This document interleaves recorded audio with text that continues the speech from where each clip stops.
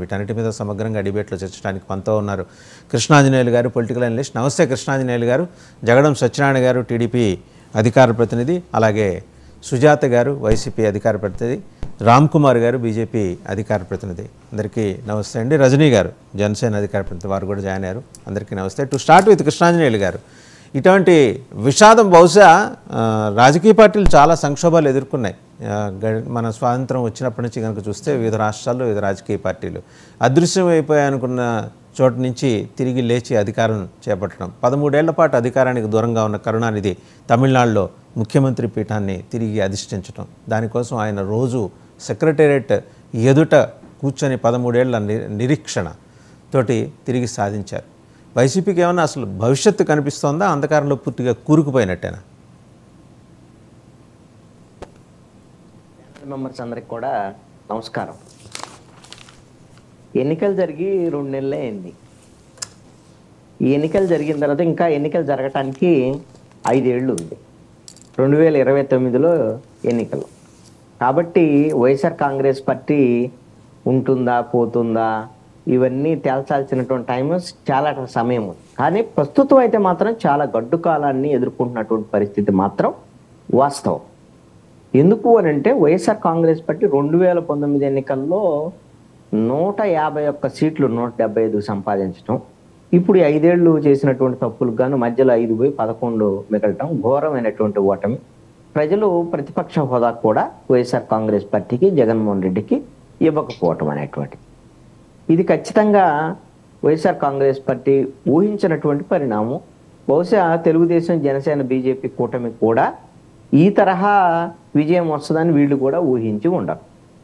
ఇప్పుడు ఉన్నటువంటి పరిస్థితుల్లో ఓడిపోయిన తర్వాత రాజకీయాల్లో మనం చూస్తున్నాం కదా, వాసుదేవన్ గారు, గెలిచినోడు హీరో, ఓడినటువంటి వాడు జీరో, అంతే తప్ప ఇంకొకటి లేనే లేదు. ఇప్పుడు 40% ఓట్లు వచ్చాయి కదా, జగన్మోహన్ రెడ్డి గొప్పోడే కదా, 40% ఓట్లు అంటే మామూలు విషయం కాదు కదా అని అనుకోవటానికి లేదు. 11 సీట్లతో ఈ పార్టీ ఉంటుందా పోతుందా అనేటువంటి విషయం ఇంకా తర్వాత, అసలు ముందు ప్రజల్లో కానీ కార్యకర్తల్లో కానీ వాళ్ళకి పెద్ద ఆందోళన ఉండదు. నాయకుల్లో మాత్రము వాళ్ళకి ఇప్పుడిప్పుడుగా వాళ్ళకి పవర్ కావాలి. ఇప్పుడు ఉన్నటువంటి దాంట్లో మొన్న 5 ఏళ్ళు ఉన్నారు, 5 ఏళ్ళు వైఎస్ఆర్ కాంగ్రెస్ పార్టీలో ఉన్నారనుకోండి. సపోజ్ కొంతమంది మంత్రులు, కొంతమంది కీలకమైన నాయకులు, వాళ్ళందరూ ఇప్పుడు కనపడటం లేదు. ఎక్కడెక్కడో తిరుగుతున్నారు. లండన్లో వాళ్ళ ఫ్యామిలీ టూర్లను, లేకపోతే ఇంకోటనో వెళ్ళిపోయినటువంటి పరిస్థితి ఉంది. ఉన్నటువంటి వాళ్ళు కూడా మాట్లాడినటువంటి పరిస్థితి ఉంది. ముఖం చాటేసేటువంటి పరిస్థితి. కొంతమంది అయితే అసలు వెళ్ళిపోతున్నారు. ఇప్పుడు డిప్యూటీ సీఎంగా పనిచేసిన నాని రాజీనామా చేశాడు. ఇప్పుడు ధర్మాన ప్రసాదరావు వాళ్ళు కనపడటం లేదు, ఉన్నారో లేదో తెలియనటువంటి పరిస్థితి ఉంది. ఇక్కడ గుంటూరుకు వచ్చేసరికల్లా మాజీ ఎమ్మెల్యే మద్దాలగిరి రాజీనామా చేశాడు. అదేవిధంగా పొన్నూరు ఎమ్మెల్యేగా పనిచేసి గుంటూరు ఎంపీగా పనిచేసినటువంటి కిలా రోసే రాజీనామా చేశాడు. ఇంకా రాజీనామాల వాటిలో చాలా మంది ఉన్నారు. వీళ్ళందరికీ ఏమిటి అని అంటే ఇప్పుడు అత్యవసరంగా పవర్ పాలిటిక్స్, అంటే ఈ రాజకీయ ఇప్పుడు ఎవరు గెలిచి ఉంటే ఆ గెలిచిన పార్టీలోకి వెళ్ళటమో, గెలిచిన పార్టీకి దగ్గరగా ఉంటామో, లేదు మేము వైసీపీకి దూరంగా ఉన్నామని చెప్పుకోవటమో, న్యూట్రల్గా ఉండేటువంటి విధంగా చూపించుకోవటమో. ఎందుకు ఇది అని అంటే దీనికి కారణం ఏమిటి అని అంటే రాజకీయాల్లో ఉండేటువంటి వాళ్ళందరూ కూడా డబ్బు సంపాదించి, లేకపోతే వ్యాపారాల్లో ఉండేటువంటి వాళ్ళు, లేకపోతే డబ్బులు సంపాదించాలని ఉండేటువంటి వాళ్ళు, లేకపోతే పవర్ ఉంటే ఇంకా డబ్బులు సంపాదించవచ్చు అనేటువంటి ఆశ ఉండేటువంటి వాళ్ళు, ఇలాంటిదే రాజకీయం నడుస్తుంది. ఈ నేపథ్యంలో మరి 5 ఏళ్ళు ఎక్కడ ఉంటాం మళ్ళీ పవర్ లేకుండా? అందుకని ఇప్పుడు తెలుగుదేశమా అవకాశం అంటే తెలుగుదేశం, లేదంటే జనసేన ఖాళీ ఉందంటే జనసేన లేదనుకోండి బీజేపీ రెడీగా ఉంటుంది. బీజేపీ అయితే వాళ్ళకి ఖాళీయే కదా, వాళ్ళైనా అవకాశం ఇస్తారు. ఏదో ఒక దాంట్లో గెళ్ళామనుకోండి ముందు ఇబ్బంది లేకుండా ఉంటుంది కదా. లేదు అని అంటే అసలు ఈ సంపాదించుకోవడం సంగతి తర్వాత. గతంలో వైసీపీ ఉన్నప్పుడు సంపాదించుకొని ఏమైనా ఉన్నాయనుకోండి, వాటికి సంబంధించినటువంటి విషయంలో కేసుల విషయం ఏదన్నా ఉందనుకోండి. ఇప్పుడు ఆల్రెడీ ఇప్పుడు తెలుగుదేశం, జనసేన, బీజేపీ కూటమి వీళ్ళు సంక్షేమ పథకాలు ఒకవైపు, మేము డెవలప్మెంట్ వ్యవహారం ఎన్నో అంటూ గత ప్రభుత్వం చేసినటువంటి అన్యాయాలు, అక్రమాలు, అవినీతి ఇవన్నిటిని తీస్తామని మొత్తం వైట్ పేపర్స్ మొదలు పెట్టేశారు కదా. డిపార్ట్మెంట్ వైజ్గా వీళ్ళు ఆల్రెడీ తవ్వకాలు మొదలు పెట్టేసినటువంటి పరిస్థితి. దీంతో మరి ఇది జగన్మోహన్ రెడ్డి, అదేవిధంగా పెద్దిరెడ్డి రామచంద్రారెడ్డి, విజయసాయి రెడ్డి, వైవి సుబ్బారెడ్డి, సజ్జల రామకృష్ణారెడ్డి అంటే వీళ్ళ వరకే ఆగిద్దా? ఇంకా కిందికి వచ్చి మందాకు కూడా ఏమైనా వస్తా అనేటువంటి దాని మీద ఎవరికి వాళ్ళు ఇంకా ఎందుకు మనకెందుకు ఈ గొడవ, ఈ కేసులు ఎందుకు గొడవ, ఎందుకు మనం వెళ్ళిపోతే పోతుంది కదా అనేటువంటి దాని మీద ఆలోచనలో ఉన్నటువంటి పరిస్థితి ఉంది. ఈ విషయం జగన్మోహన్ రెడ్డికి నాకు తెలిసి మొట్టమొదటి రోజునే అర్థమైనట్టుంది. ఎందుకంటే ఆయన పవర్ ఉన్నప్పుడు వీళ్ళని ఎవరిని గుర్తించలేదు, వీళ్ళని పట్టించుకోలేదు, కనీసం వీళ్ళ నాయకులుగా కనీసము వాళ్ళకి ఆ విధమైనటువంటి హోదా కానీ లేకపోతే అలాంటి పరిస్థితి కానీ లేదు, జగన్మోహన్ రెడ్డి ఇవ్వలేదు. మరి ఇప్పుడు వచ్చి వాళ్ళందరూ మేము మీకు అండగా ఉంటాం జగన్మోహన్ రెడ్డి అని వాళ్ళు ఏమి రారు. ఒకరు వాళ్ళు వెళ్తానన్నా లేకపోతే ఈయన బతిలాడుకున్నా అవకాశం ఉండదు. కాబట్టి జగన్మోహన్ రెడ్డికి ఏంటి అంటే మొన్న అధికారంలో ఉన్నప్పుడు కానీ అధికారం రావటానికి కారణం నేనే, ఇప్పుడు పోవటానికైతే మాత్రం కారణం నేను కాదు. ఇది ఎట్ట జరిగిందో అర్థం కావటం లేదు, ఎందుకు ఓడిపోయినా కూడా అర్థం కావటం లేదు, వెనకాల ఏదో జరిగిందని చెప్తాడు, అది వేరే విషయం. ఇప్పుడు రావాలి అని అంటే రేపు పొద్దున మళ్ళీ నేనే కాపాడుకుంటాను పార్టీని, నేనే మళ్ళీ అధికారంలోకి తీసుకొచ్చుకుంటాననేటువంటి ధోరణి జగన్మోహన్ రెడ్డి దగ్గర ఉంటుంది. అదే దాంట్లో ఇప్పుడు జగన్మోహన్ రెడ్డి రంగంలోకి దిగాడు. మొన్న ఓడిపోయిన వెంటనే చెప్పినటువంటిది ఏంటి, నాకు ఇంకా వయసు ఉంది, నేను ఓదార్పు యాత్రలు చేయగలను, మళ్ళీ పాదయాత్ర చేయగలను, కాబట్టి నేను రెడీ అనేటువంటి దాని మీద ప్రకటించుకున్నాడు. ఆల్రెడీ ఓదార్పు యాత్ర ప్రారంభించేసాడు కదా. ఎందుకంటే ఆయన బలము బలహీనత రెండు నాకు తెలిసి జగన్మోహన్ రెడ్డికి తెలుసు అని నేను అనుకుంటున్నాను. ఆయన బలం ఏమిటి అని అంటే ప్రధానంగా జనంలోకి వెళ్ళటం. వాళ్ళ నాన్న చచ్చిపోయి వాళ్ళ నాన్న ఉన్నప్పుడే సంపాదించుకున్నటువంటి డబ్బులు ఉన్నాయి, వాటి ద్వారాగా నాయకుడిగా ఎస్టాబ్లిష్ అయ్యాడు. మరి అధికారం అయితే రాలే 2014లో. అరే అధికారంలోకి రావాలంటే ఏం చేయాలి, ఇంకా జనంలోకి వెళ్ళాలంటే దాని మీద 2019 ఎన్నికలకు ముందు పాదయాత్ర చేశాడు, బొగ్గలు నిమిరాడు, ముద్దులు పెట్టాడు, తలలు నిమిరాడు, ఎస్ నేనున్నాను, నేను విన్నానని నమ్మించాడు, గెలిచాడు. అంటే ప్రజల్లో ఉండటం అనేటువంటిది జగన్మోహన్ రెడ్డి యొక్క బలం. మరి ఎందుకు ఓడిపోయాడు 2024 ఎన్నికల్లో? జనంలోకి వెళ్ళలేదు కాబట్టి, 5 సంవత్సరాల పాటు జనానికి దూరంగా ఉన్నాడు కాబట్టి ఆయన ఇది నా బలహీనతని ఆయనకు అది అర్థమైపోయింది. జనంలోకి పోకపోతే నేను నాకు ప్రజాదరణ ఉండదు. ఇప్పుడు మళ్ళీ జనంలోకి వెళ్ళటానికి ప్రయత్నం మొదలు పెట్టేశాడు. అతనికి 40% ఓట్లు ఉన్నాయి కాబట్టి ఎంతో కొంత క్యాడర్ ఉంది, అతను చెప్పినటువంటి వినేటువంటి క్యాడర్ ఉంది. ఈ మధ్యలో నాయకులతో అవసరం ఏమీ లేదు. ఈ వరుస ఎపిసోడ్లు ఏమన్నా పార్టీని కుదేలు చేస్తున్నాయా కృష్ణాంజనేయులు గారు? ఇప్పుడు విజయసాయిరెడ్డి గారి ఎపిసోడు, తర్వాత ఏమో రీసెంట్గా మళ్ళీ దువాడ శ్రీనివాస్ గారిది, ఇప్పుడు ద్వారంపూడి చంద్రశేఖర్ రెడ్డి గారిది, బొలిశెట్టి సత్య గారు దాన్ని అనర్త్ చేశారు, అదొక ఎపిసోడు. ఇది వీటన్నిటిని బయటికి తీసుకురావడం ద్వారా వివిధ పార్టీల నాయకులు అంటే అందులో ఇన్వాల్వ్ అయిన వైసీపీ లీడర్స్ని టార్గెట్ చేస్తున్నారా, మహిళల్ని ఏమన్నా ఇబ్బంది పెట్టే ప్రయత్నం చేస్తున్నారా? ఇప్పుడు ఇది ఒకటండి, ఇలాంటి వ్యక్తిగతమైనటువంటి విషయాల్లోకి దూరటం అనేటువంటిది ఇది అంత మంచి పరిణామం కాదు అనేటువంటిది. ఒకటి ఏంటి అని అంటే ఇవన్నీ కూడా ప్రజలు అంత సీరియస్గా పట్టించుకోరండి. ఒకటి ఎందుకు అనంటే ఈ వ్యవహారంలో ఇప్పుడు వైట్ పేపర్స్ రిలీజ్ చేస్తున్నారు, శాఖల వారీగా కుంభకోణాలు తీస్తున్నారు. దాంట్లో ఏంటి ప్రజలకు సంబంధించినటువంటి ప్రజాధనము, అవినీతి, వాటికి సంబంధించినటువంటి వ్యవహారం ఉంటుంది. అంటే ఈ ప్రభుత్వానికి 164 సీట్లు ఇచ్చారు అంటే గత ప్రభుత్వంలో జరిగినటువంటి ఆయా అన్యాయాలు, అక్రమాలు, అవినీతి అన్నిటిని వెలికి తీసి తప్పు చేసినటువంటి వాళ్ళని శిక్షించి ఇప్పుడు ఆ ప్రజాధనాన్ని వెనక్కి తీసుకొస్తారనేటువంటి ఆలోచనతో ఉంటారు. అది ఆ బాధ్యత కోసం ఎదురు చూస్తూ ఉంటారు ప్రజలు. అంతే తప్ప అది వదిలిపెట్టేసి ఆయన ఎవరితో ఉన్నాడు, ఎవరితో ఉంది, వీటికి సంబంధించినటువంటి వ్యవహారాలు ఇది నైతికమా అనైతికమా ఇవన్నీ ప్రజలు చూసి టీవీలో వీటిలో వస్తే ఎంటర్టైన్మెంట్గా ఫీల్ అవుతారు తప్ప అరే చీ ఇలా ఉన్నారని అనుకుంటారు తప్ప ఇది ప్రజలకు సంబంధించినటువంటి అంశం కాదండి. ప్రభుత్వాలు వీటి మీద అంత పెద్ద సీరియస్గా తీసుకోవాల్సినటువంటి విషయం కూడా కాదు. ఒకవేళ అంత సీరియస్గా తీసుకోవాల్సినటువంటి విషయమే అనుకోండి, ఏం దువ్వాడ శ్రీనివాస్ విషయంలో ఏమన్నా తీసుకెళ్ళి ఏమన్నా జైల్లో వేయగలుగుతున్నారా? లేదు అని అంటే ఇప్పుడు విజయసాయిరెడ్డి మీద ఏమన్నా కేసులు పెట్టి ఏమన్నా అరెస్ట్ చేశారా? లేకపోతే ద్వారంపూడి చంద్రశేఖర్ రెడ్డిని ఏమన్నా రేపు పొద్దున అరెస్ట్ చేస్తారా? వీళ్ళ మీద ద్వారంపూడి చంద్రశేఖర్ రెడ్డి ఈ రాష్ట్రంలో రేషన్ మాఫియా నడిపి ఇతర దేశాలకు బియ్యాన్ని తరలించాడు అనేటువంటిది తెలుగుదేశం, జనసేన, బీజేపీ కూటమి ఎప్పటి నుంచో చేసినటువంటి ఆరోపణ. ప్రతిపక్షంలో ఉన్నప్పుడు వీళ్ళు అధికారంలోకి వచ్చారు, మొదలు పెట్టారు. మంత్రి వీళ్ళకే వచ్చిన Nadendla Manohar civil supplies minister దాని మొత్తాన్ని వెలికి తీసేసి మొత్తము ద్వారంపూడి చంద్రశేఖర్ రెడ్డి మీద కేసులు పెట్టేసి ఆధారాలతో సహా జైలుకు పంపించారు అనుకోండి, అది ప్రజలకు ఉపయోగం. అంతేగాని ఆయన ఎవరితో వ్యాలిడ్ పాయింట్ మీరు లేవనెత్తారు. రజనీ గారు ఏమంటారో ఒకసారి చూద్దాం. ఎందుకంటే కృష్ణాంజనేయులు గారు లేవనెత్తిన అంశం వ్యక్తిగత అంశాల సంబంధాల జోలికి వెళ్ళి రచ్చ చేయడం ద్వారా ప్రభుత్వం పెద్దగా ప్రభుత్వం సాధించేది, ప్రభుత్వానికి ఒరిగేది ఏమీ లేదు. ఇన్ఫ్యాక్ట్ వాళ్ళ అవినీతి కార్యక్రమాల మీద దృష్టి పెట్టి మీరు ఎప్పటి నుంచో పోరాటం చేస్తూ వస్తున్న ఈ బియ్యం అక్రమ రవాణా వాటి మీద దృష్టి పెట్టి ఆ జైల్లో తోసే కార్యక్రమాలు ఏమన్నా చేస్తే జనం మిమ్మల్ని ఎత్తికెత్తుకుంటారు అని కృష్ణాంజనేయులు అంటున్నారు. రజనీ గారు మీరేమంటారు? మ్యూట్లో ఉన్నారండి రజనీ గారు.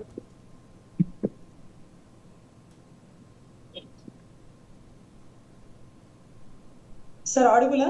వినిపిస్తుందండి, వినిపిస్తుంది సార్. గత ప్రభుత్వం పడిపోయిన కారణం కేవలం లా అండ్ ఆర్డర్ ఇంప్లిమెంట్ చేయకపోవడం, వ్యక్తిగత విమర్శలు, దూషణలు చేయడం సార్. ప్యానెల్లో కూర్చున్నప్పుడు కూడా అప్పట్లో ఉండే వెంకటరెడ్డి, హనుమంత్ రెడ్డి గారు వీళ్ళందరూ కూడా పర్సనల్ టార్గెట్లు చేసేవాళ్ళు సార్. అలా చేయకూడదు సార్. ఒక ఆడవాళ్ళ గురించి మీరు అసలు మాట్లాడకూడదు అంటే ఆడవాళ్ళలో మంచి వాళ్ళు చెడ్డ వాళ్ళు ఉండరు సార్. ఆడవాళ్ళంటే ఆడవాళ్ళే. ఈరోజు విజయసాయి రెడ్డి గారి గురించి మనం మాట్లాడుతుంటే అక్కడ ఇండైరెక్ట్ గా మనం శాంతి గారిని ప్రశ్నించినట్టే. సో అది కరెక్ట్ కాదు. ఇక్కడ దువ్వాడ వారిని దువ్వారా వీరిని దువ్వారా అంటే అక్కడ అక్కడ అతనితో పాటు ఉన్నటువంటి ఆవిడ మాధురి గారిని మనం ప్రశ్నించినట్టే. ముగ్గురు బిడ్డల తల్లి. మంచిదా చెడ్డదా మనకు అనవసరం, వ్యక్తిగత విమర్శల్లోకి మనం పోవద్దు. అసలు అది తప్ప అంటే చట్టమే తప్పు కాదన్న దరిద్రం మనకి ఈ దేశానికి పడిన దరిద్రం ఏమో ఆ సుప్రీంకోర్టు ఇచ్చిన చట్టం అనుకుంటాం. అంటే ఇందాక చెవుల కృష్ణాంజనేయులు గారు చెప్పినట్టు మీరు అరెస్ట్ చేయొచ్చు కదా, చేయలేం కదా. చేయలేనప్పుడు అది అసలు చట్టమే కానప్పుడు, విచ్చలవిడితనం అయిపోయినప్పుడు దాన్ని మనం ప్రశ్నించలేము. పద్ధతిగా విడాకులు తీసుకున్న వాడి గురించి మాట్లాడి, ఏ రోజు రాజకీయానికి బయటికి రాని అంజనాదేవి గారి గురించి మాట్లాడి, పసిబిడ్డల్ని దూషించినట్టు పోరుగడ్డ అనిల్ చరిత్ర ఈ రోజు ప్రభుత్వం పడిపోవడానికి కారణమైందండి, గత ప్రభుత్వం. సో ఇప్పుడు ప్రభుత్వంలో ద్వారంపూడి గారు వీర మహిళలను కొట్టినందుకు మా అన్న ప్రశ్నించట్లేదు. కేవలం అంటే దారి మళ్ళిచ్చిన బియ్యం దేశాలు దాటి ఎందుకు పోయిందో, కందిపప్పు ఎందుకు స్టాక్ అయిపోయిందో, దాన్ని ఏ దేశానికి తరలిచ్చారో, అంటే ఖరీదు తక్కువ బియ్యం గురించి మనం ఆలోచిస్తున్నాం కానీ కందిపప్పు పంటే లేదా? లేకపోతే ఇన్ని సంవత్సరాల్లో కందిపప్పు ఎన్ని నెలలు ఎంతమంది తీసుకున్నారో క్వశ్చన్ చేశారా? ఇదంతా దారి మళ్ళీ చేశారా? ఈ రోజు కూడా ఇవ్వలేని పరిస్థితి ఎందుకు నెలకొంది? ఇవన్నీ కూడా వెలుగు తీయాలండి. పర్యాటక శాఖ మంత్రి గారు గతంలో ఎక్కడెక్కడ పర్యటనలు చేశారో మరి మాకైతే తెలియదు. పర్యాటక శాఖ అంటే పర్యటించాలనుకుందో మరేమో మాకు తెలియదు. అప్పుడప్పుడు బీచ్ల కాడ కనపడతా ఉంటది ఫోటోలో, ఫ్లెక్సీలో. కుంభవర్షం పడి నగిరి మునిగిపోతుంటే కొడుగు పెట్టుకొని డాన్స్ వేసేది, దాని గురించి మేము ప్రశ్నించాం. క్రీడా శాఖలో ఇచ్చిన చెక్కులు తాలూకా డబ్బులు ఇంతవరకు ఆ బిడ్డలకు అందలేదు. సో వాళ్ళకి సంబంధించిన డబ్బులు ఎటువైపు దారి మళ్ళిచ్చింది? ఋషికొండలో కూడా ఈమెడి సంతకమే ఉంది.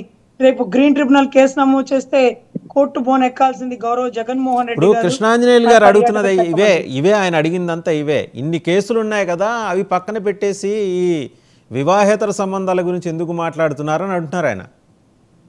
సార్ నాకు అర్థం కాదు, ఇది మనం మాట్లాడుతున్నామా? డైవర్షన్ పాలిటిక్స్ లో జగన్ గారి కుట్ర కోణంతో వాళ్ళంతటి వాళ్ళు వీధులు పెట్టుకుంటున్నారా నాకు తెలియట్లేదు సార్. వైజాగ్ లో మీకు తెలుసు కదా వాసుదేవర్ గారు, పెద్ద పెద్ద కంటైనర్లు కొకైన్, హెరాయిన్ వచ్చింది. ఎంత డేంజర్ అది రాష్ట్రానికో దేశానికో. స్టిల్ ఈ రోజు కూడా మనం కనుక్కోలే. 30,000 పైచలకు ఆడబిడ్డలు తప్పిపోయారంటున్నాం. దాని గురించి ఎంక్వైరీ చేస్తున్న మూమెంట్ జరుగుతుంది. విచ్చలవిడిగా గంజాయి పండుతుంది, యూనివర్సిటీలో ప్రబలిపోతుంది అన్నారు. దాని గురించి వదిలేసి నేను ఒక ప్రశ్న అడగనా అండి మిమ్మల్ని రజనీ గారు? నేను ఒక ప్రశ్న అడగనా? పోర్ట్ ట్రస్ట్లు, అలా సీ పోర్ట్లు, ఎయిర్పోర్ట్లు గవర్నమెంట్ ఆఫ్ ఇండియా పర్యవేక్షణలో ఉంటాయి. అంటే local administration, state governments, respected state governments చూసినప్పటికీ కూడా మరి అక్కడ ఉన్నదేమో మీ భాగస్వామ్య పక్షం బీజేపీ ఉంది. అంతలావు కంటైనర్లు వచ్చి అంత చేటు హెరాయిన్, కొకైను డంప్ చేస్తుంటే గవర్నమెంట్ ఆఫ్ ఇండియా ఏం చేస్తుందండి? సార్ కరెక్ట్ వాసుదేవన్ గారు. ఇక్కడ దీంట్లో సెంట్రల్ ఉందా, స్టేట్ ఉందా? ఎవరున్నా సరే రాష్ట్రం నాశనం అయిపోవడానికి, పక్క దేశాల నుంచి మన దేశాన్ని చెడగొట్టడానికి కొకైన్, హెరాయిన్ లాంటివి తీసుకొస్తే ఎవరి మీదైనా చర్య తీసుకోవాలి. ముందు ఇన్వెస్టిగేషన్ స్టార్ట్ చేయాలా. మేము అడుగుతున్నాం, ఆ ప్రాసెస్ బిగిన్ చేయండి అంటూ ఈరోజు జన అభ్యర్థిస్తున్నాం. రాష్ట్రంలో బిడ్డల భవిష్యత్తు నాశనం అయిపోయింది. గంజాయి పంట ఇక్కడ పండుతుందని తెలంగాణ డీజీపీ చెప్తే గానీ ఆంధ్ర రాష్ట్ర రోల్ మోడల్ గౌతమ్ సేవక్ గారి తెలియలేని పరిస్థితి గత ప్రభుత్వంలో. ఇప్పుడు కూడా తప్పు చేసిన వారు ఎవరైనా గాని, ఎంత తోపులు తురుములైనా గాని సెంట్రల్ అయినా కానీ బయటికి తీయండి. వాళ్ళ పాత్ర లేదు, మీ పాత్రే ఉందా, ఇంకొకటి ఉందా అనేది కూడా బయటికి వచ్చింది. తప్పు చేస్తే ఎవరిని వదిలేదు లేదండి. కానీ ఈ డైవర్షన్ పాలిటిక్స్ జగన్ గారు లేవనెత్తుతున్నారా, లేకపోతే ఇవన్నీ ఇప్పుడే ఎందుకు బయటకు వస్తున్నాయి? ఇన్నాళ్ళు రోడ్డు మీద పడలేని తల్లి బిడ్డ ఇప్పుడే ఎందుకు వచ్చారు? గత 2 సంవత్సరాల క్రితం కూడా డీజీపీకి మేము కంప్లైంట్ ఇచ్చామన్నారే, అదెందుకు వెలుగులోకి రాలేదు? ద్వారంపూడి గారి ఇంటి చుట్టూ కెమెరాలు పెట్టారా? ఇప్పుడే పెట్టారా? ఎప్పటి నుంచో పెట్టారా? ఎప్పుడో బిడ్డను కనేసారా? ఏం జరుగుతుంది? ఇదంతా మాకు తెలియట్లేదు సార్. కీలక విషయాలు చూడాల్సింది పోయి ఈ పనికి మాలిన చెత్త మాకెందుకు సార్? ఇది అసలు కేసులు పెట్టడానికి కూడా వీల్లేదు. అక్కడ ఏదైతే ఎమ్మెల్సీ ఉన్నారో ఆ ఎమ్మెల్సీ అంతమంది పోలీసుల ముందే కర్ర పట్టుకునో వెపన్ పట్టుకునో దాడి చేస్తుంటే పోలీసులు ఆపారు, వాళ్ళని కాపాడారు.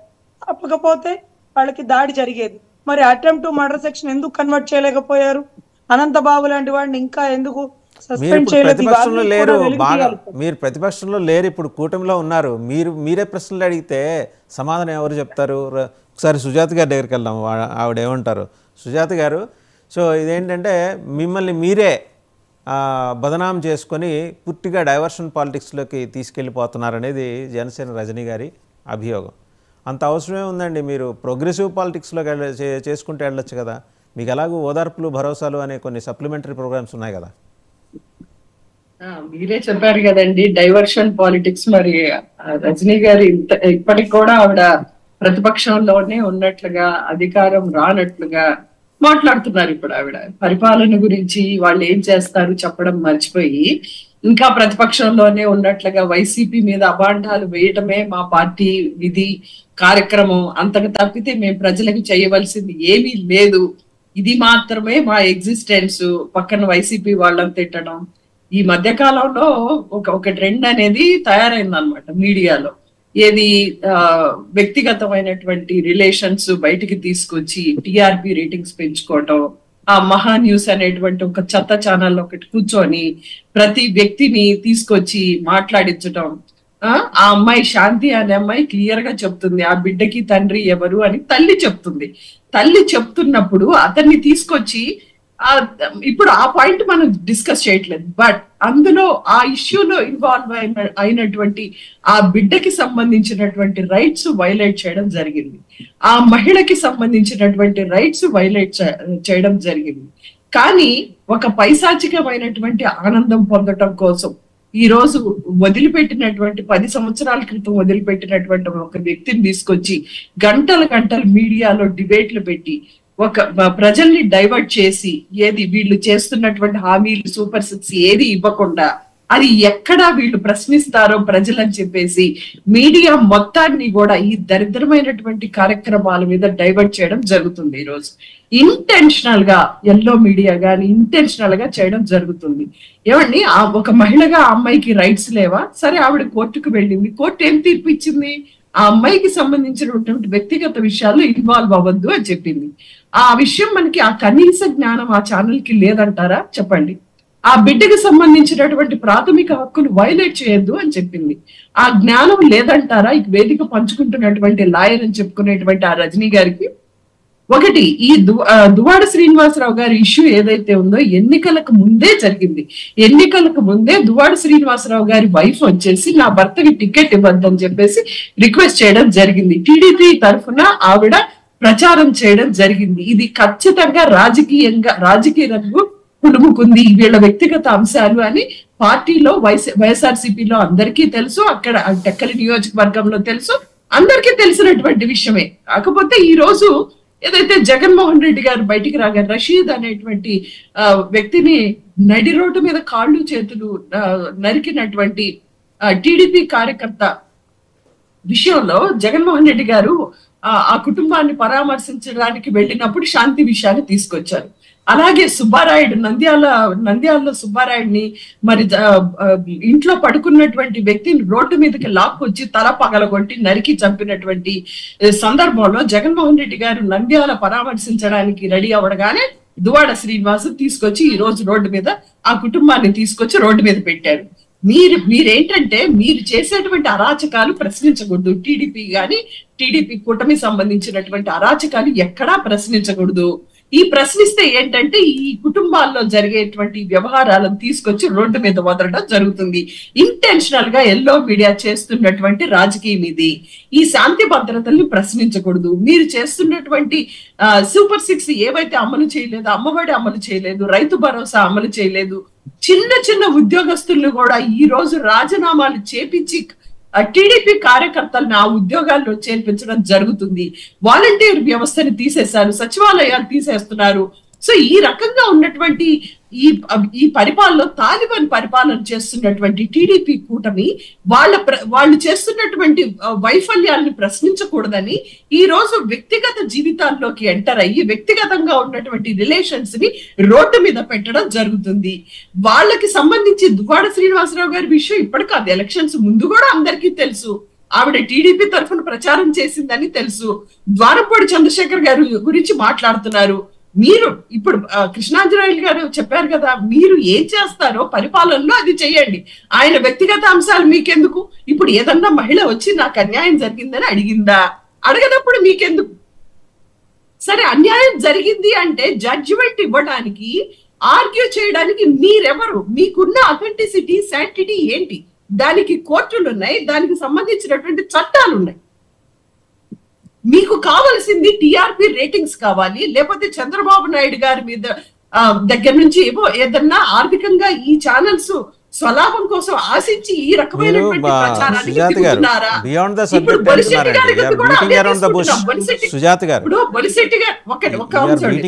గారి కూడా అదే, ఇప్పుడు నామినేటెడ్ పదవులు ఏదో ఇస్తున్నట్లుగా వార్తలు వస్తున్నాయి. ఈ నామినేటెడ్ పదవుల కోసం చంద్రశేఖర్ గారిని తీసుకొచ్చి ఆయన వ్యక్తిగత అంశాల మీద మాట్లాడడానికి బొలిశెట్టి గారు సిద్ధంగా ఉన్నారు.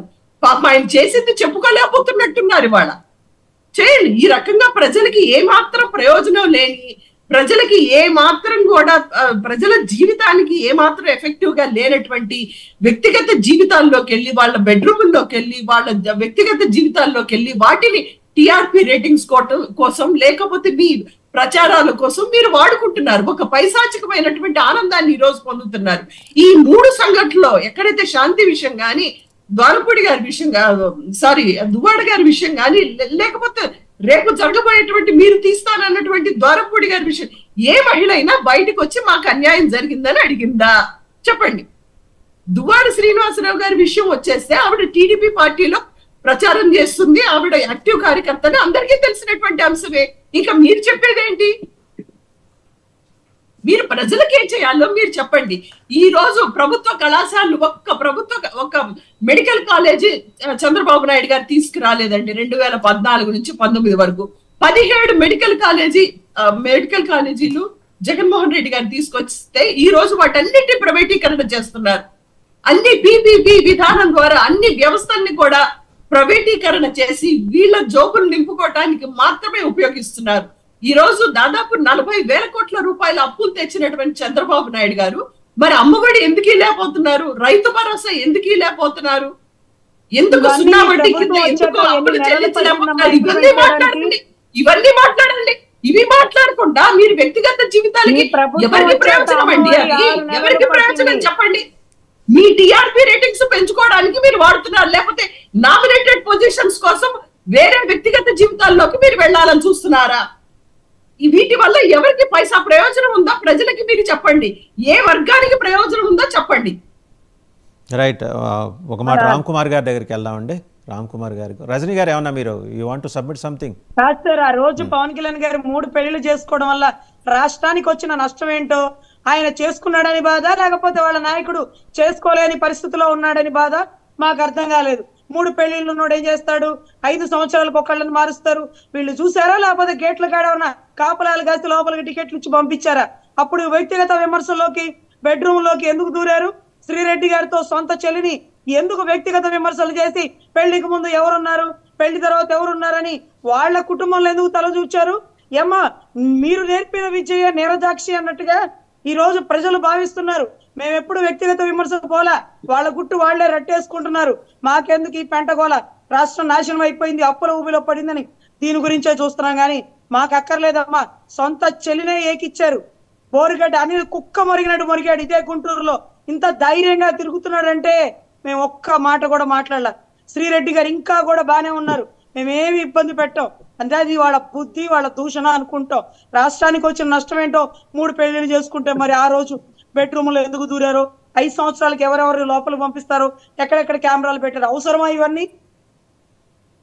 రామ్ కుమార్ గారు, వాసుదేవన్ గారు 33,000 మంది మహిళలు తప్పిపోయారు అనేటువంటి దానికి సమాధానం వైసీపీ అడుగుతూనే ఉంది. ఎవరు లిస్ట్ ఇవ్వండి, ఎవరు తప్పిపోయారు అని. ఇంతవరకు సమాధానం ఎందుకంటే అబద్ధం కదా, 33,000 మంది లిస్ట్ వాళ్ళు ఇవ్వరు. కదా అబద్ధాలు చెప్పి అధికారంలోకి వచ్చారు, నిట్టనిలుగా ప్రజల్ని మోసం చేశారు, అబద్ధాలు చెప్పి వీళ్ళు అధికారంలోకి వచ్చారు. పవన్ కళ్యాణ్ గారు ఒక సినిమా యాక్టర్ గా, ఒక పార్టీ అధినేతగా ఆయన వ్యక్తిగత జీవితంలో అడుగుతారు, ఖచ్చితంగా అడుగుతారు. మహిళల్ని నేను రక్షిస్తాను అన్నటువంటి వ్యక్తి ఈ రోజు ఎందుకు నోరు పెగలడం లేదు? 5 సంవత్సరాలు 5వ తరగతి చదివేటువంటి బిడ్డని అత్యాచారం చేసి ఆ బిడ్డ బాడీ ఇంతవరకు దొరకకపోతే మీరెందుకు అడగట్లేదు? అది కనపట్లేదా? కళ్ళకేమన్నా ఆయన గంతలు కట్టుకుంటాడా?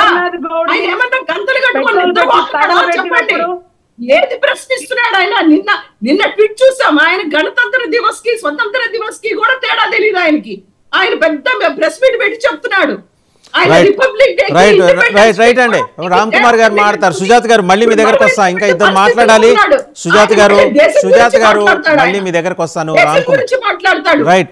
సుజాత గారు మళ్ళీ మీ దగ్గరకు వస్తాను. ప్లీజ్ అండి సుజాత గారు, ప్లీజ్ ప్లీజ్. సుజాత గారు మీరు కాసేపు ఆగండి, ఇంకా ఇద్దరు మాట్లాడాలి.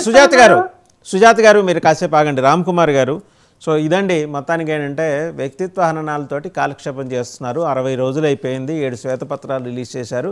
ఇక అయిపోయిన తర్వాత మిగిలింది ఈ పర్సనల్ క్యారెక్టర్ అసాసినేషన్ అనే కార్యక్రమంలోకి వెళ్తున్నారు.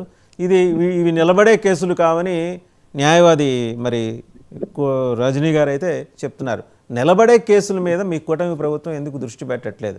ఎర్రచందనం స్మగ్లర్ల మీద ఎందుకు ఫోకస్ పెట్టట్లేదు? అలాగే రేషన్ దక్షిణాఫ్రికాకి తరలించిన ద్వారంపూడి గారి మీద ఆ కేసులు ఎందుకు బయట పెట్టట్లేదు? ఈవెన్ కృష్ణాంజనేయులు గారు కూడా అదే అడుగుతున్నారు. ఇట్లాంటివి కదా మీరు ఫోకస్ చేయాల్సింది. అప్పుడు కదా మీరు జనంలో మీ ప్రభుత్వం ఘనత నిలిచిపోయేది.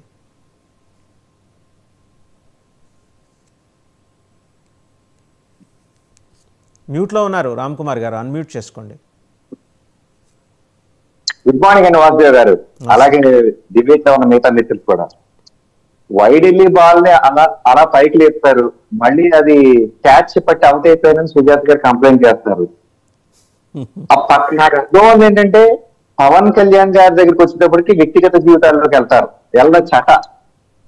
వారి నాయకులు విషయాలకు వస్తే వ్యక్తిగత జీవితాల్లోకి వెళ్ళకూడదు అంటారు. ఎగ్రీ. అసలు నా పాయింట్, మనం అందరం కూడా ఎవరి వ్యక్తిగత జీవితాల్లోకి కూడా ఎవరు దూరాల్సిన అవసరం లేదు. మనం పొలిటికల్ గా ఉన్నామంటే political and state interest, state డెవలప్మెంటే ప్రజల కోసం మనం మాట్లాడాలి. శ్రీశ్రీ గారు ఒక మాట చెప్పారండి, మీ వ్యక్తిగత జీవితాలు ఎవరు కూడా మాట్లాడకూడదు. కానీ ఎప్పుడు మాట్లాడతారంటే మీరు నాయకులుగా ఎదిగిన తర్వాత. అయినా సరే మనం మాట్లాడకూడదు, ఎందుకంటే మీరు ఆడవాళ్ళు ఇన్వాల్వ్ అయ్యారు కాబట్టి. కానీ మేము ఎంటర్ ఎప్పుడు అవ్వాల్సి వచ్చిందంటే అండి వాసుదేవ్ గారు, దువ్వాడ శ్రీనివాస్ గారి విషయంలో వస్తే పవన్ కళ్యాణ్ గారు ఇన్ని పెళ్లిళ్ళు ఎందుకు చేసుకున్నారో నాకు ఇప్పుడు అర్థమవుతుంది మీ బాధలు ఏంటని ఆయన అన్నారు. అంటే ముందు మన విషయం చూడండి, మనం కక్కేసుకున్నా సరే పక్కోళ్ళ మీద కక్కేస్తాం, అదిగో వాడు కూడా మనతో ఉన్నాడని చూపించే రకం అండి వైసీపీ వాళ్ళు. ఏమండి ఆ కూడా ఉన్న మాధురి ఎవరు మధుర గీతాలు పాడతా, ఆవిడ కూడా పవన్ అన్నయ్య నువ్వే నాకు దిక్కందండి మర్చిపోవచ్చు. కాబట్టి ఆవిడ గురించి కొంచెం మాట్లాడాల్సి వస్తుందండి. ఈ పోలీసులు కూడా అండి ఆ పాపం చాలా మంచి వాళ్ళు అండి. ఏదేమైనా వైసీపీ వాళ్ళు ఉండాలి. మన కూటమి వచ్చాక as per law as per rule వెళ్తున్నారు. వాళ్ళు కాసేపు పక్కతో చెంబులతో కొట్టుకుంటారా, కర్రలతో కొట్టుకుంటారు, ఇద్దరు కొట్టుకుంటూ ఒకళ్ళు అవుట్ అయిపోతారు, రెండోడు మిగిలితే కదండి పంచాయతీ తేలుస్తారు. ఎందుకు వచ్చింది సార్ మనం 4 రోజుల నుంచి రాష్ట్రం గురించి వదిలేసి అక్కడ డ్యామ్ గేట్ కొట్టిపోయింది, నీరు పోతున్నాయి, రాయలసీమ రైతులు కరువులో ఉన్నారు, ఇటువంటి విషయాల కోసం మనం మాట్లాడడం, వీటి మీద ఈ చెత్త మీద ఉంటాం. పొద్దున్న లేస్తే డ్రామాలు చూపిస్తా ఉంటారు వైసీపీ వాళ్ళు. ఒకళ్ళు ఇప్పదీసి చూపిస్తారు, ఫస్ట్ డే ఇప్పదీసి చూపించినాడే మొత్తం అక్కడ చుట్టుపక్కల ఉన్న ప్రజలు వెళ్ళి 4 పీకితే అండి ఆ ఎంపీని ఆ రోజే సెట్ అయిపోయేది సార్. ఇదంతా కూడా ఎంత చెత్త చేస్తున్నాం అండి ఎవ్రీడే అమర్దేవ్ గారు. మళ్ళీ ఇంకొకటి ఏదో మాట్లాడతారు ఇప్పుడు ఇక్కడ ఇందాక క్వశ్చన్ అడిగారు మీరు, చంద్రశేఖర్ రెడ్డి గారి విషయం. చంద్రశేఖర్ రెడ్డి గారి వ్యక్తిగత జీవితం మీద నేను ఎళ్ళను, మాట్లాడను. అవి ఊహాగానాలు, ఏమైనా వస్తే అప్పుడు మాట్లాడతాం, అది కూడా అందులో దూరం. కానీ మీరు అన్నట్టు వారు చేసే అవినీతి మీద ప్రశ్నిస్తున్నారు కాబట్టి దాని మీద మాత్రం మాట్లాడతాం. అవినీతి మీద ప్రశ్నించారు, దాని మీద బయటకు అన్ని తీశారు, కేసులు ఫైల్ అవుతున్నాయి.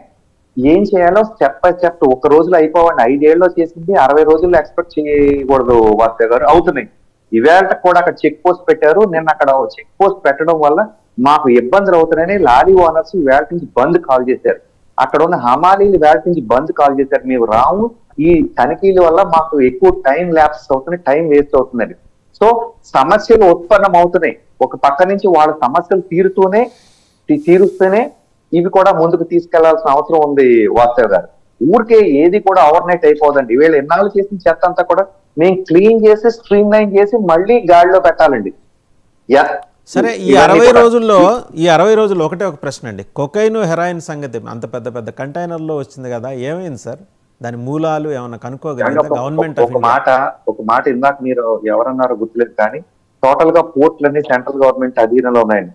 టోటల్ గా పోర్ట్లన్నీ కూడా సెంట్రల్ గవర్నమెంట్ అధీనంలో లేవు వాస్తవ్ గారు. విశాఖపట్నంలో ఒక పోర్ట్ మాత్రమే సెంట్రల్ అధీనం ఉంది, రెండో పోర్ట్ స్టేట్ అధీనంలో ఉంది. కాకినాడలో ఒక anchorage port, deep water port, ఇప్పుడు ఇంకో కొత్త పోర్ట్ స్టార్ట్ అవుతుంది. ఈ 3 కూడా స్టేట్ అధీనం ఉన్నాయి.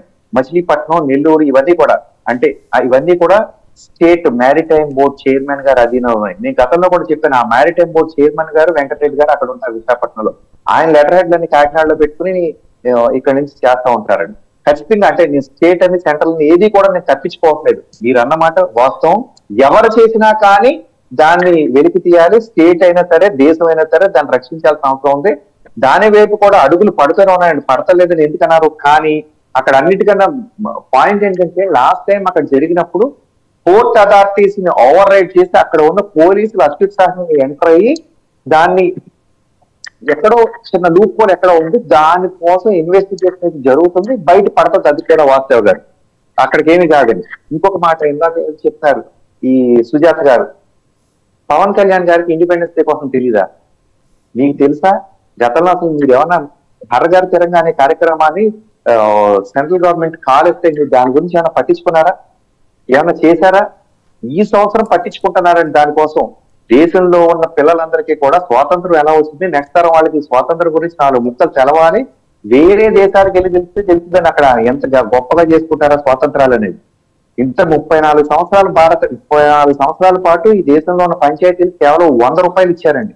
మేజర్ పంచాయతీలకు 250 రూపాయలు ఇస్తూ వచ్చారు. పంచాయతీరాజ్ శాఖ నుంచి పంచాయతీలు కానీ, మేజర్ పంచాయతీలు కానీ ఇండిపెండెన్స్ డే సెలబ్రేషన్స్ కి 100 రూపాయలు 250 రూపాయలు ఇస్తే దాన్ని ఇప్పుడు పంచాయతీరాజ్ శాఖ మంత్రి కొన్న పవన్ కళ్యాణ్ గారు 10,000 25,000కి పెంచారండి. 100 రూపాయలు అంటే పెట్రోల్ కొట్టించుకోవడానికి కూడా రాదు. మీరు మరీ అంత ఘోరంగా కామెంట్ చేయడం అయితే డిప్యూటీ సీఎం గారు కరెక్ట్ కాదు. చెయ్యండి, మీరు ప్రశ్నించండి, ప్రశ్నించిన దానికి మీరు సమాధానం చెప్పాలి. కానీ రోజు వచ్చి చెత్త మాట్లాడుకుందాం కరెక్ట్ కాదు సుజాత్ గారు. రైట్, సత్యనారాయణ గారు చెప్పాలండి. ఇందాక ఆవిడ మాట అన్నారు రైతులకు భరోసా ఇచ్చారా లేదా?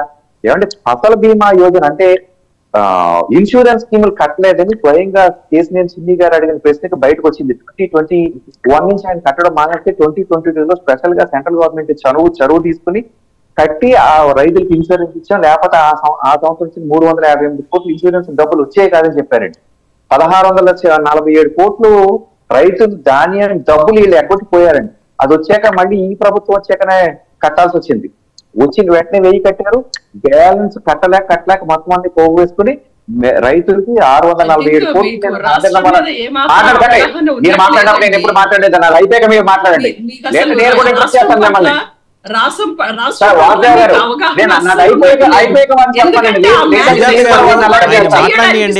సుజాత గారు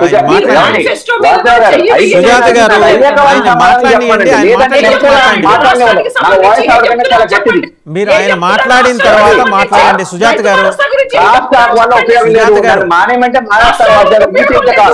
గారు ఆయన మాట్లాడిన తర్వాత మాట్లాడండి. ఆయన మాట్లాడిన తర్వాత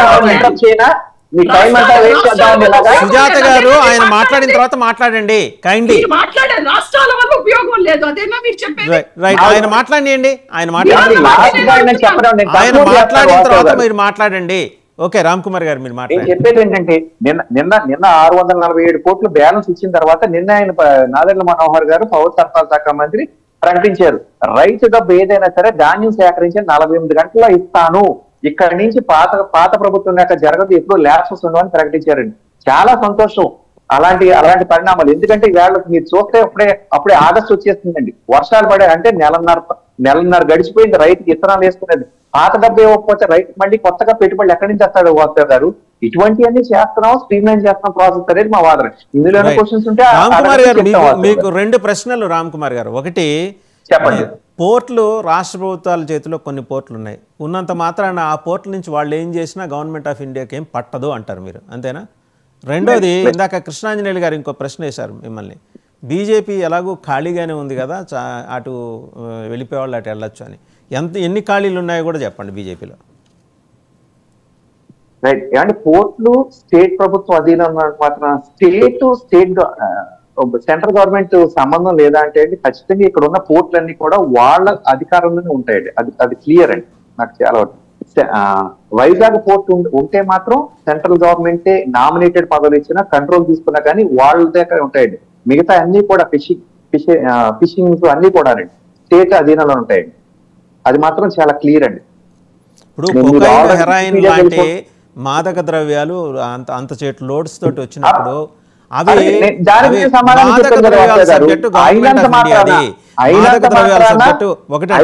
ద్రవ్యాల సబ్జెక్టు గవర్నమెంట్ ఆఫ్ ఇండియాది, ఎంత కాదన్నా government of India has to take a call. ఎందుకు మిన్నకుండింది అంటే అప్పుడు మీకును వైసీపీకి ఉన్న అండర్స్టాండింగ్ వల్ల వదిలేశారంటారా? కాదండి బాబు, ఈ వన్ సైడ్ లవ్ వల్లే మాకు ఈ ప్రశ్నలోనూ ఇన్ని పొడుపులు వెనకడించింది. ఇందాక కూడా ఆవిడ అలాగే చెప్పేస్తున్నారు, ఇది హాస్పిటల్స్ అంటే జగన్ అన్నయ్య తెచ్చేసింటే 17 హాస్పిటల్స్ కట్టేశారని చెప్పేస్తున్నారు. ఇక్కడికి వచ్చాక చట్టాలు తెలిసిందండి. ఇక్కడ దాకా హాస్పిటల్స్ అన్ని కూడా సెంట్రల్ గవర్నమెంట్ జిల్లాకు ఒక హాస్పిటల్ ఇవ్వాలంటే అవన్నీ కట్టలేకపోయారు. అర్జెంట్ గా 9,000 కోట్లు ఇస్తానే కానీ ముందుకు ఎక్కడికి వెళ్ళదని మళ్ళీ మా చేతిలో అంటే ఎన్డీఏ కూటమి చేతిలోనే హెల్త్ మినిస్టర్ మా చేతిలో ఉంది కాబట్టి సత్యకుమార్ గారు ఉన్నారు కాబట్టి ఆయన పైకి వెళ్ళి అర్జెంట్ గా దీన్ని శాంక్షన్ చేయండి. స్వయంగా పులివెందుల ఎమ్మెల్యే గారి నియోజకవర్గంలో కూడా అక్కడ కట్టిన హాస్పిటల్ కూడా ఎక్కడది అక్కడే ఉంది, అది కూడా ముందు కదలలేదు. ఇవన్నీ కూడా చెయ్యాలంటే 9,000 కోట్లు కావాలని పైకి వెళ్ళి తెచ్చారండి. అలాగా central government state government coordination ఉండాలి. తప్పులు జరిగినా ఒప్పులు జరిగినా ఇద్దరు కూడా ఇన్వాల్వ్మెంట్ ఉండే జరగాలి. నెక్స్ట్ కృష్ణాంజనేయులు గారు అడిగే క్వశ్చన్, ఆయనకి రాష్ట్రంలో నెక్స్ట్ బీజేపీ ఒంటరిగా రావాలనే దానికి ఇప్పుడు కాదని 2024 రావాలని ఆయన కంకణం కట్టుకున్నారు. ఆయనకి మేము కొంచెం నిరాశపరిచాం. 2029 కల్లా మేమే రావాలి, మొత్తం అందరూ కూడా మా దాంట్లో కలపాలి, మేము ఒకసారి తినిపించేయాలని చూస్తున్నారు. అయితే పంచపక్ష పరమాణాలు, బిర్యానీలు, పులిహారాలు ఒకేసారి తినలేని కృష్ణాంజనేయ గారు ఖచ్చితంగా భారతీయ జనతా పార్టీ బలపడుతుంది. ఇక్కడ ఖాళీల వరకు వస్తే అన్ని నియోజకవర్గాల లీడర్షిప్ కింద దాకా కమిటీలు గట్టిగానే ఉన్నాయి.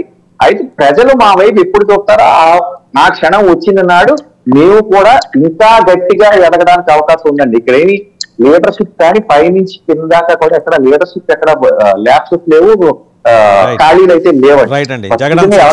వాళ్ళు మా దాంట్లో తీసుకుని పని చేయించుకునే వాళ్ళు ఎక్కడైనా సరే పెడతారండి. రైట్. జగడం సత్యనారాయణ గారు మరి పాలకపక్షం కాబట్టి చివరిలో వచ్చారు.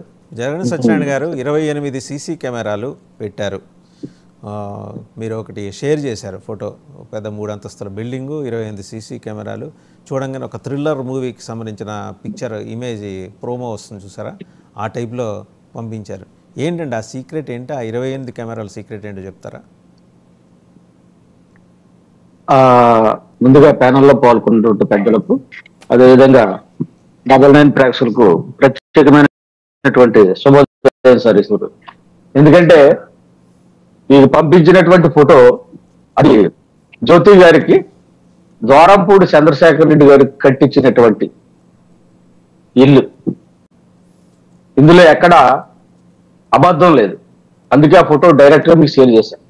ఎందుకంటే ఒక దళిత మహిళను మరి ట్రాప్ లో తీసుకుని ఆల్రెడీ ఆవిడికి ఒక అమ్మాయి ఉంది, పెళ్ళయింది, ఈయన మంత్రిగా ఉన్నారు. ఇది 3 సంవత్సరాల నుంచి జరుగుతున్నటువంటి తతంగం.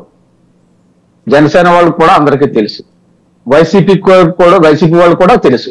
కానీ వైసీపీ మేడం గారు ఇందాక మాట్లాడుతూ మహాన్యూస్, చెత్త ఛానల్, ఎల్లో మీడియా, ఇంక ఇది వైసీపీ నాయకులు వదిలేయాలి.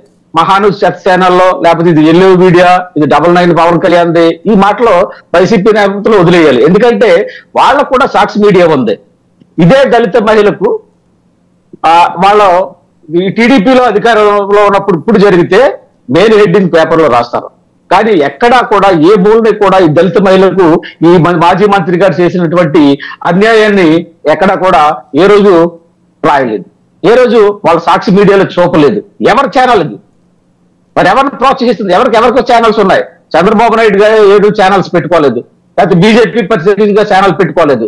మరి ఈ విధమైనటువంటి ఎంతసేపు కూడా ఎల్లో మీడియాని మనం మీడియా ద్వారా ప్రజలకు మంచి చెప్పాల్సినటువంటి పోయి ఎంతసేపు కూడా ఛానల్స్ ని తప్పుపట్టడం అనేది కరెక్ట్ కాదు. అందుకని వైసీపీ వాళ్ళు ఆ విధంగా ప్రజలను ప్రోత్సహిస్తే, దళిత మహిళకు జరిగిన అన్యాయాన్ని చెప్తే మేము ఈ రోజు ఖచ్చితంగా నేను శభాష్ అనేవాడిని. ఈ రోజు ద్వారంపూడి చంద్రశేఖర్ రెడ్డి గారు ఈ చెత్త ట్రాఫిక్ కంటే ఇందాక వారన్నట్టు రామ్ గారు చెప్పాలి ఖచ్చితంగా. ఎందుకు ఆయన కూడా కాకినాడ పరిసర ప్రాంతాలే కాబట్టి నాకంటే ఎక్కువ సమాచారాన్ని ఆయన ఇవ్వాలి. ఆయన ఇవ్వకపోవడం అనేది నేను ఇక్కడ కూడా బాధపడుతూ ఉన్నాను. ఎందుకంటే ఒక దళిత మహిళకు జరిగినటువంటి అన్యాయాన్ని, రోడ్డు ఎక్కుతున్నటువంటి అన్యాయాన్ని, ఎస్పీకి కలిసినటువంటి సందర్భాన్ని మరి రామ్ గారి నోటీసులో లేదనుకోవడం నేను బాధపడుతున్నాను. ఎందుకంటే ఒక దళితుడిగా, ఎందుకంటే ఆవిడికి ఆల్రెడీ బెడ్ ఉండి ఈ వీడి చేత మోసగించబడి ఆ మొదటి భర్తకు విడాకు పిలిపించబడి అటువంటి విల్లాను అక్కడ కట్టి అందులో 4-5 కార్లు ఉంటాయి. ఆ 4 కార్లు కూడా ఆవిడకి ఎలా వచ్చాయి?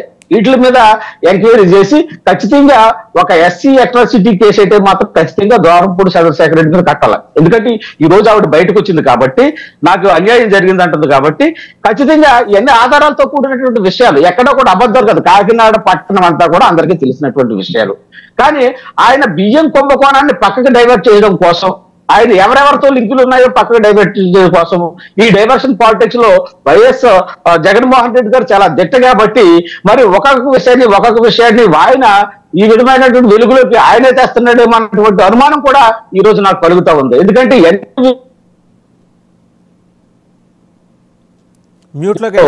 జగన్మోహన్ రెడ్డి గారు దిట్ట అని చెప్పేసి మీకు సత్యనారాయణ గారు వైసీపీ యొక్క తీరుని, వాళ్ళ యొక్క వాళ్ళ పాదయాత్రలు చేసుకోవడానికి వయసులు ఉన్నాయి, లేకపోతే ఇంకా ఉద్యమం చేయడానికి ఏదో ఉంది అంటే ఈ పాదయాత్రలు చేసి ఏం చేశారు సార్? ఎంతమంది సమస్యలు తెలుసుకున్నారో? జగన్మోహన్ రెడ్డి గారు పాదయాత్రలో ఎక్కడ ఖాళీగా భూములు ఉన్నాయి, ఋషికొండ ఎక్కడ ఉంది, లేకపోతే శ్రీకాకుళంలో గనులు ఎక్కడ ఉన్నాయి, రంగురాళ్ళు యొక్క తమ్మకాలు ఎక్కడ ఉన్నాయి, ఇవి ఆయన పాదయాత్రలో నోట్ చేసుకున్నటువంటి విషయాలు తప్ప ప్రజా సమస్యలు ఆయన నోట్ చేసుకుని ఉంటే ఖచ్చితంగా ప్యాలెస్ లో 5 సంవత్సరాలు జైలు గోడల మధ్య అలవాటు అయిపోయినట్టుగా 18 నెలల జైల్లో ఉన్నట్టు కదా, అలాగే అలవాటైపోయినట్టుగా ముఖ్యమంత్రి అయినప్పటికీ కూడా ఆ ప్యాలెస్ లోనే 4 సంవత్సరాలు ఉండిపోయి 5 సంవత్సరాలు కాలయాపన చేసినటువంటి, బట్టలు కుర్తో కాలయాపన చేసినట్టు వైనం. కంపెనీలు పోతున్నా ఒక కంపెనీ తెద్దామని లేకుండా ఒక కంపెనీని తీసుకొచ్చి యువతకు ఉద్యోగాలు ఇద్దామని చెప్పకుండా ఈయన చేసినటువంటి ప్యాలెస్ పాలన ఏదైతే ఉందో అది ప్రజలంతా చూసి 11 చూసారు పెట్టారు. మరి ఇటువంటి ఆయన అవన్నీ చేశాడు కాబట్టి 11కి కన్ఫైన్ అయిపోయారు. నేననేది మీరు ఆల్రెడీ 60 days అయిపోయింది, ఇంక హనీమూన్ పీరియడ్ ఈజ్ ఓవర్. మీరు శ్వేతపత్రాలు రిలీజ్ చేశారు, చర్చించారు, అలాగే రాష్ట్రంలో నూతన పారిశ్రామిక విధానం తీసుకొస్తాం. ఒక్క నిమిషం అండి. దానికి సంబంధించినటువంటి బకాయిలు రిలీజ్ చేశారు సార్ సత్యనారాయణ గారు. ఒక్క నిమిషం. పవన్ కళ్యాణ్ గారు మంత్రి అయినటువంటి నాదెండ్ల మనోహర్ గారు. సత్యనారాయణ గారు ఒక్క నిమిషం వినండి. సీరియస్ గా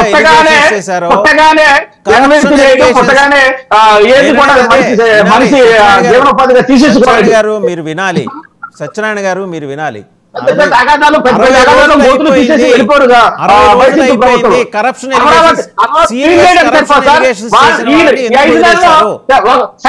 సరైన దృష్టిని చంద్రబాబు నాయుడు పెట్టకపోతే అమరావతి క్లీన్ చేయడానికి సరిపోతుంది 4 సంవత్సరాలు అంత చెత్త పెంచారు అక్కడ.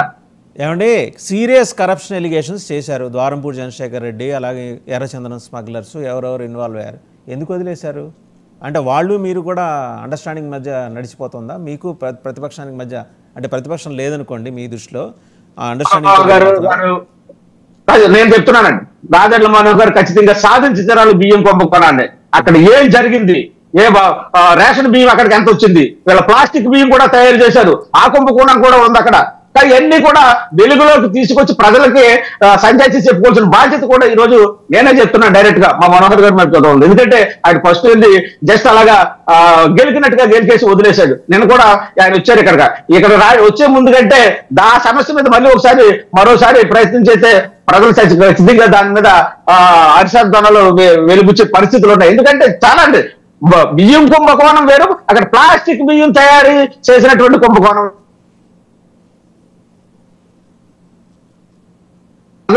ఆరోగ్యాలతో ఆడుకున్నటువంటి ఇటువంటి మంత్రులు ఏదైతే ఉన్నారో నేను చెప్పాను కదా, నీకు దాని మీద ఇంట్రెస్ట్ లేకపోతే తెలియనప్పుడు నేను చెప్పాను. జ్యోతి గారు ఆయన సెకండ్ భార్య అని చెప్పుకున్నటువంటి జ్యోతి గారు ఖచ్చితంగా, ఎందుకంటే సెకండ్ భార్య ఎందుకంటే చెప్తున్నా ఖచ్చితంగా అయిన వాస్తవాలు. దూరంపూడి చంద్రబాబు రెడ్డి గారు పిల్లోడు పుట్టడం కోసం, అతనికి వారసులు లేడు, పిల్లోడు పుట్టడం కోసం ఆమె గర్భవతి అయిన తర్వాత స్కానింగ్ చేసినటువంటి రిపోర్టులన్నీ మరి ఇందాక ఎవరైతే జనసేన నేత ఉన్నారో వాళ్ళని చేసినటువంటి ఆరోపణలు వాస్తవాలు సార్. సింహాచలం మెట్లకి దర్శనం చేసుకున్నాడు వారసుడు పుట్టాలని స్కానింగ్ దొంగ స్కానింగ్ చేసి ఆ స్కానింగ్ లో మగబిడ్డని తేలిన తర్వాతే ఈయన అక్కడ వెళ్ళినటువంటి బర్త్డేలు సెల్ఫీలు నాయకులందరూ కూడా సెకండ్ పాయింట్ కింద దొరపూడి చంద్ర విషయం వెళ్తుంటే పాపం ఫస్ట్ ఫ్యామిలీ తిరగబడింది. ఓహో పాలిటిక్స్ అంతా అక్కడికి వెళ్ళిపోతుంది. మరి రేపొద్దున సంపాదన అంతా కూడా ఆవిడ దృష్టి పెడితే మా పరిస్థితి ఏంటనే పరిస్థితిలోనే అంత మన జరిగినటువంటి శ్రీకాకుళం గాని వైజాగ్ గాని ఆ ఇద్దరు నాయకులకి జరిగినటువంటి పరిస్థితులు ఇక్కడ వచ్చాయి. కాబట్టి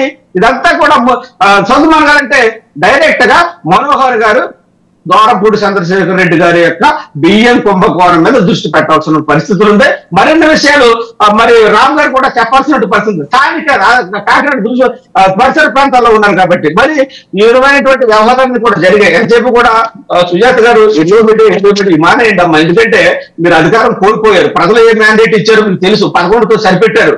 కానీ మీరు 11 కంటే మళ్ళీ దిగజారిపోకుండా ప్రతిపక్ష హోదాన్ని కనీసం సాధించడానికి, నష్టమైన ప్రతిపక్ష హోదాన్ని సాధించడానికి ట్రై చేయండి. మీరు వదిలేసినటువంటి విషయాలు చాలా ఉన్నాయి. 3 రాజ్యాలు కూడా పక్కన పడేయాలి. మీరంతా కూడా ప్రజాస్వామ్యబద్ధంగా మీరు అన్నట్టు కృష్ణాదేవి గారు ఇంత తిరగడానికి వయసు ఉంది, లేకపోతే పాదయాత్ర చేయడానికి వయసు ఉంది. పాదయాత్ర కాలం చెల్లిపోయే ఇప్పుడు కుల రాజకీయాలు బయటకు వచ్చాయి. ఎవరు కులానికి ఏం చేశారని చూస్తున్నారు, ఏ కులానికి మనం ఏ పదవి ఇచ్చామని చెప్పి చూస్తున్నారు. ఇవన్నీ కూడా కుల రాజకీయాల్లో ఉన్నటువంటి సందర్భాలు ఎంత మీరు జాతీయ హోదాన్ని తీసుకురావాల్సినట్టు అవసరం ఉందో, ఎంత సమైక్య హోదాన్ని మీరు తీసుకురావాల్సినట్టు అవసరం ఉందో ఆలోచించుకోవాలి వైసీపీ వాళ్ళు. అంతేగాని అని చెప్పి కూడా ఈ పదాలు వాడకూడదు. ప్రజాస్వామ్యంలో మనం ప్రతి వాళ్ళని గౌరవించాలి. రైట్, కృష్ణాంజనేయులు గారు మాట్లాడతారు. కృష్ణాంజనేయులు గారు ఆయన రివీల్ చేశారు. రాజావు గారు నన్ను ఏదో మాట్లాడాలన్నారు ఆయన. రైట్, మీకు మీరు పరిసర ప్రాంతాల్లో వ్యక్తి కాబట్టి ఒక దళిత మహిళకు జరిగిన అన్యాయాన్ని ఎందుకు ప్రశ్నించలేదని కొంత బాధ ఉంది సార్ నాకు. ఎందుకు సార్ మహా న్యూస్ చూడండి, మహా న్యూస్ లో అన్ని వస్తాయి కదా. చెప్పవలసినటువంటి రామ్ కుమార్ గారిని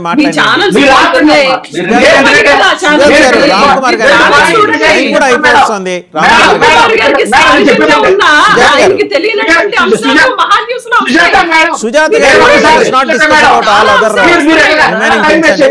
ఆయన అడిగారు, రామ్ కుమార్ గారు చెప్తారు. ఓకే, సత్యనారాయణ గారు రామ్ కుమార్ గారు చెప్తారు. సత్యనారాయణ గారు రామ్ కుమార్ గారు మాట్లాడతారు. ఆగండి, రామ్ కుమార్ గారు మాట్లాడతారు. సత్యనారాయణ గారు రామ్ కుమార్ గారు మాట్లాడతారు. ఆగండి, రామ్ కుమార్ గారు మాట్లాడతారు. ఒక నిమిషం అండి, చంద్రబాబు నాయుడు గారు రామ్ కుమార్ గారు మాట్లాడతారు. ఆగండి, లేకపోతే అధికారం లేకపోతే ఒకటి అడిగారు కదా రామ్ కుమార్ గారిని, ఆయన సమానం చెప్పనండి. ప్రశ్నించినటువంటి ప్రభుత్వం రామ్ కుమార్ గారు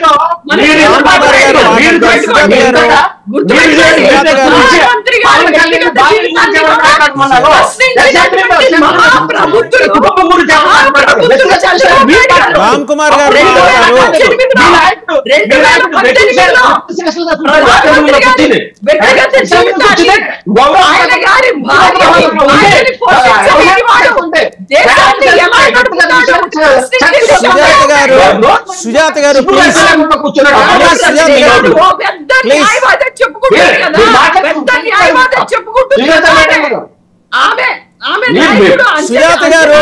సుజాత గారు ప్లీజ్ ప్లీజ్ రామ్ కుమార్ గారు మాట్లాడతారు. సుజాత గారు ప్లీజ్, సత్యనారాయణ గారు మీరు కూడా ఆగండి. సత్యనారాయణ గారు మీరు కూడా ఆగండి.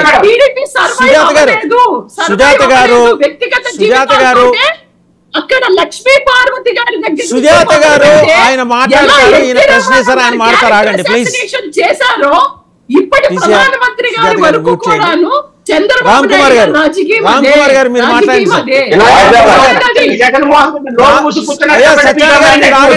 సత్యాన్ని గారు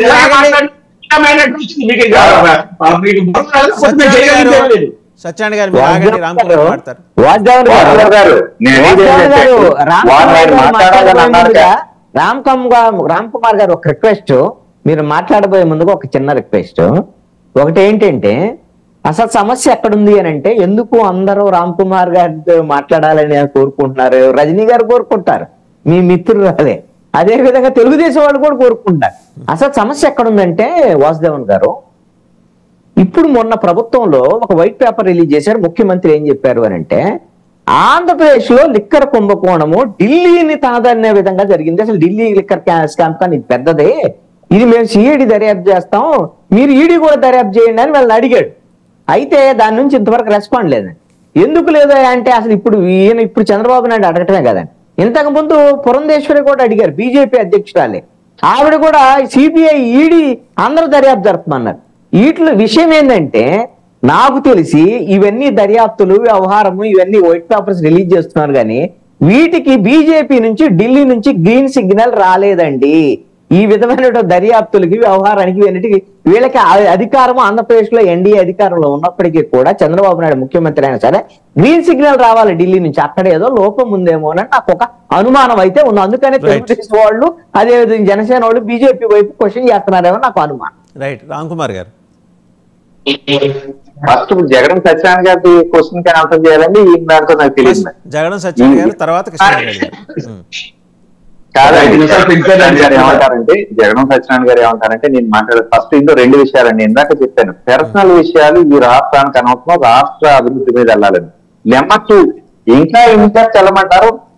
ఎక్కడ ఇప్పుడు చెప్పే చంద్రశేఖర్ రెడ్డి గారి కోసం ఎక్కడ ఆధారాలు లేవు.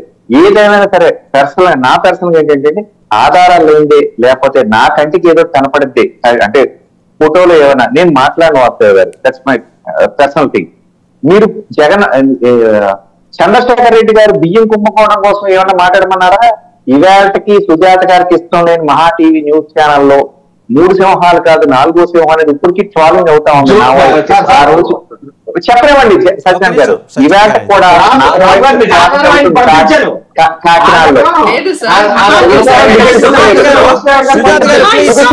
సుజాత గారు ప్లీజ్ ఆయన మాట్లాడియండి. సుజాత గారు ఆయన మాట్లాడియండి.